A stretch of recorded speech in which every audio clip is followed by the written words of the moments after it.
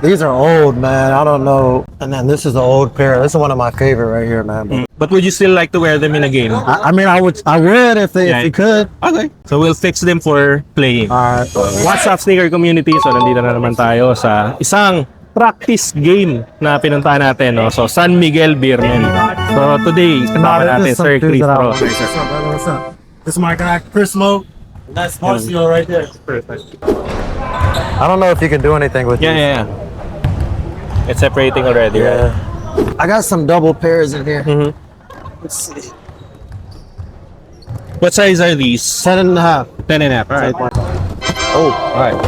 so I got these. Uh-huh. I don't know. 14. Yeah, 14s. I think these are brand new, but I haven't worn them, so they're gonna separate soon. They're expired already. Yeah. Common issue with sneakers that you don't wear, right? And then these, I haven't worn these, but it's gonna Same. It's the same. Yeah. These 11s. I think with these we would need to replace the leather. It's a common issue with the Jordan 11 patent leather replacement. So we just replace the leather because if we don't replace it, adhesive will not work. Okay. So we just need to replace it. These I wore them like twice, and then this happened. So Basically reglue, I think. these probably need I don't know what you're gonna do with these, but Yeah, I think we just need to reglue this as well. Yep. I just saw these randomly in my shoe closet. These might be done. Yeah. Honestly. The issue with this is if we dismantle the soles, this will crumble. Oh, okay. So what about these? Can you do something with these? Basically, just reglue and cleaning.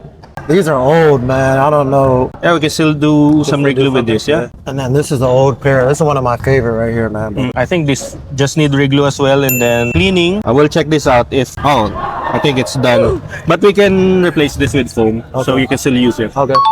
Did you wear this in games? Before. Yeah. Yeah. But Remember when I wore these? Yeah, but would you still like to wear them in a game? I mean, I would if you could. Okay. Yeah. So we'll fix them for playing. Probably some repaint, so this will matter. Yeah. I wore these in Patron. So ito yung mga major work na gagawin natin. No? So basically patent leather replacement para sa Jordan 11. And then full reglue. Tsaka deep cleaning. Tapos dito sa favorite pair, Sir Chris. So full reglue. And then foam replacement para dito. Kasi ayun o. Medyo nagka-crack na siya pag pinipindot. Tapos deep cleaning. Tapos tignan natin kung ipe-paint pa natin to para at least mag-match siya sa pagka-white ng midsole. Ito naman, Kobe 10. So maganda pa. Pero yun, medyo natatanggal na siya. So reglue siya. Pero check natin kung okay pa yung air unit niya and kung kailangan na bang palitan. Yan, so tulad nito, medyo lumang pair na ng Kobe. No? Pero kung mapapansin niyo naman, di naman siya pudpud.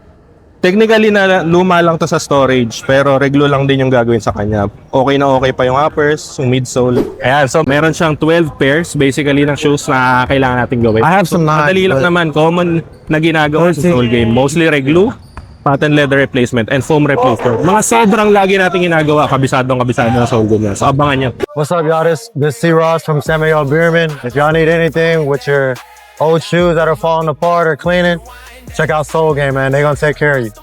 We define that automatic in a craftsmanship. We ride that.